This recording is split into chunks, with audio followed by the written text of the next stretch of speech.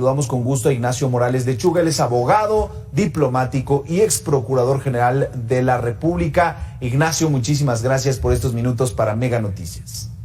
No, gracias a ustedes y un saludo a su auditorio, que por cierto es muy vasto. Y Ignacio, estoy escuchando también no con sorpresa, sino con cierta estupefacción lo que está ocurriendo al interior del Politécnico. Claro. Siempre nos preocupan los eventos que ocurren dentro de nuestras instituciones académicas, y el Poli, como se le dice cariñosamente, es una gran institución en donde se estén presentando estos casos. Verdaderamente causan estupefacción y dolor y preocupación por los padres y por las niñas y por los maestros, por todos. Claro, y es por eso que esta noche decidimos traer este tema y analizarlo a fondo. Ignacio, el acoso evidentemente no es algo nuevo, no es un tema reciente, ya desde hace muchos años se está hablando, y sobre todo en estas instituciones, como bien lo mencionabas, desde las universidades públicas incluso a las privadas, pero ahora resurge con estas condiciones. Sí, déjame explicarte que el acoso fue una iniciativa de las mujeres en 1990, que de alguna manera sufrían frecuentemente el acoso y el condicionamiento de ascenso, de mejoramiento, de calificaciones en instituciones de todo tipo. Y entonces costó un poco de trabajo definir el tipo sexual, que era un ofrecimiento o condicionamiento de ascenso, de pase de alguna materia, hasta en las organizaciones religiosas también, para permanecer, en fin, en los centros de trabajo, y que todo esto podría lograrse siempre y cuando accedieran ellas a cierto favor. Entonces pensamos que no habría que esperar a que de alguna manera se concretara el acoso, se llevara a cabo la relación, porque esto iba en detrimento de la dignidad e integridad física de las mujeres, y que la sola amenaza, el solo acoso, era más que suficiente. No habría que confundir el acoso con un piropo, con alguna expresión de este tipo, sino exigía la relación, subordinación, supraordenación, o sea, el mayor, el menor, etcétera. No hacía distinción de hombre o mujer, pero sí de esta relación de dependencia para que se configurara el delito. Es decir, en este caso es un maestro, son alumnas las que se están quejando. En consecuencia, cuando menos el tipo de sujeto activo y sujeto pasivo de los delitos se da. Segundo, llama la atención el hecho de que si esto ya tiene meses, como se ha mencionado, que las autoridades escolares no hayan hecho nada, que las alumnas tampoco hayan acudido a una institución procuradora de justicia, la fiscalía, a poner en conocimiento de las autoridades los hechos. ¿Se puede uno explicar de las autoridades escolares? No lo sé, pero de las autoridades también capitalinas que deben intervenir en estos casos, yo creo que solo la falta de confianza en ellas hace que que las niñas en este caso se abstengan de acudir a las autoridades competentes.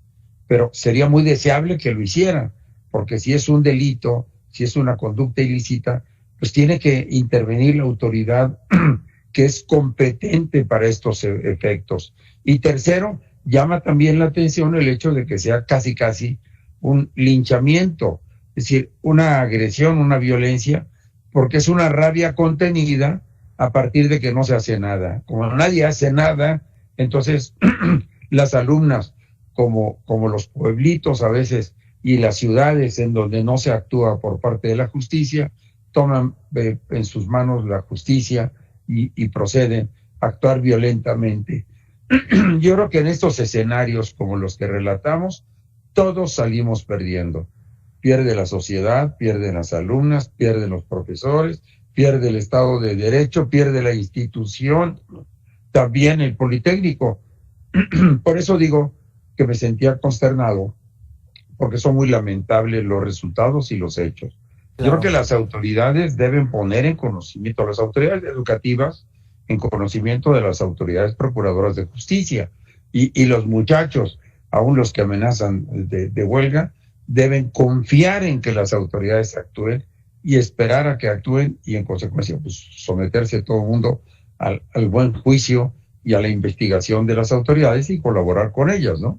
Claro, y por eso, por todo esto que nos compartes, Ignacio, decíamos que no es un tema nuevo, sin embargo, sí, ¿qué te gusta? En los últimos 5 años hemos visto pues estas protestas con mayor energía por parte de alumnos que están señalando incluso en estos tendederos universitarios a los profesores o a quienes serían responsables de estos acosos. Y por otro lado, bueno, vemos cómo se generan reacciones. Por ejemplo, el CENTE mencionaba que se debe garantizar la seguridad al interior, hace este llamado al Politécnico para atender el tema y realmente dar una solución. Nosotros esta tarde estuvimos buscando al Politécnico Nacional para hablar de este protocolo que ellos mismos lanzaron incluso apenas el año pasado, donde incluía la participación de la Fiscalía. Estamos, Ignacio, ante un tema que se está minimizando por parte de las autoridades en todos los niveles, tanto escolares como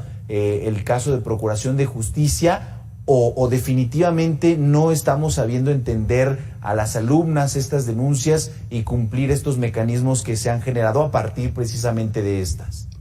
Yo nada más les diría a las autoridades que traten el caso como si las alumnas fueran sus hijas y que ningún padre de familia estaría de acuerdo, soportaría o permanecería omiso y silencioso, y también lo digo al sindicato, si se tratase de una falta, de un delito, de un acoso cometido contra sus hijas. Yo creo que nosotros debemos empezar el respeto, los hombres sobre todo, con nosotros mismos, siempre y cuando también eduquemos a nuestros hijos y a todos los demás a respetar a las mujeres y a respetarse a todos. Yo creo que eso es, a mi juicio, muy grave y que las autoridades educativas deben tomar nota inmediatamente, porque de algún modo puede volverse siempre una mecha que pueda explotar en violencia estudiantil. Recordemos que en 1968, aquel famoso movimiento que cambió en gran parte el rostro de la ciudad y del país, empezó con una inocente pedriza entre la Boca 2 y la preparatoria Isaac Ochoterena, en las calles de Lucerna, a 2 cuadras está la Boca 2, y se pelearon y empezaron a pedradas y a corretearse, insultarse, etcétera, y después intervino la policía con muy mal tino y complicó las cosas, y de ahí se desencadenó violencia que acabó el 2 de octubre de 1968, lamentablemente, con muchos muertos en la Plaza de las Tres Culturas en Tlatelolco. Así empezó todo, un inocente pleito entre la Boca y la prepa. Evitemos eso. Y ya sabemos que ocurren, bueno, y si en este caso se trata de unas estudiantes, de unas mujeres, debemos protegerlas, debemos ampararlas, debemos cuidarlas, ¿no? Claro. Importante esto que comenta, sobre todo la atención de las autoridades escolares, la atención de las autoridades como si se tratara, atendiendo a la víctima como si se tratara de un familiar, y creo que sí hace falta esto que mencionas. Ahora, Ignacio, cambiando de tema, relacionado de alguna forma, pero un tema distinto, el tema de pues el acoso escolar y la violencia en las escuelas. Hoy en Texcoco hay un estudiante que fue pues quemado por sus compañeros y está pues en observación, revisando qué es lo que les está pasando. Otro tema, pero finalmente también corresponde hacer un llamado. Bueno, sí. Bueno. Ignacio, ¿nos escuchas? Sí, claro que los escucho muy bien. Gracias. Te comentaba esta parte del acoso escolar y mencionarte que en Texcoco, bueno, pues hay un estudiante que finalmente fue quemado por sus compañeros. También violencia finalmente dentro de las escuelas. Hace una semana un niño de 11 o 10 años baleó a un compañero con una pistola que llevó a la escuela. Yo creo que los hechos de violencia se están repitiendo.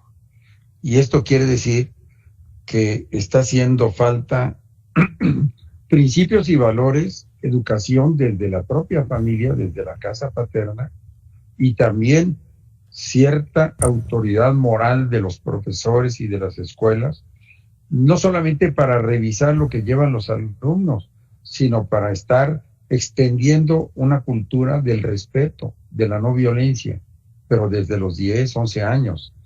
También sé que existe distribución de drogas en niños de 12 años en adelante, que cada día se están aficionando a distintos tipos de drogas. Yo creo que la sociedad tiene que verse a sí misma y tenemos que preguntarnos todo lo que estamos haciendo mal para ver de qué manera debemos corregirlo.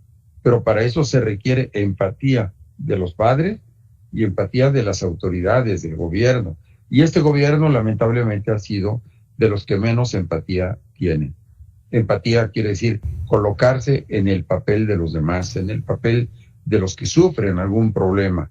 Y lo digo a propósito de lo de Acapulco, donde el gobierno les ha dado la espalda, pero antes de los niños con cáncer y de las mujeres maltratadas y golpeadas, etcétera, etcétera. Sería larga de enumerar la lista.